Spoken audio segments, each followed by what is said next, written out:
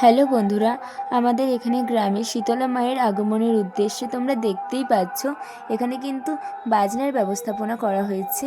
প্রতিটা মানুষ অনেকটাই আগ্রহে কিন্তু বাজনা বাজাচ্ছে। তোমরা দেখে বলো কার বাজনাটা ভালো হয়েছে, তোমরা কিন্তু কমেন্টে জানাও।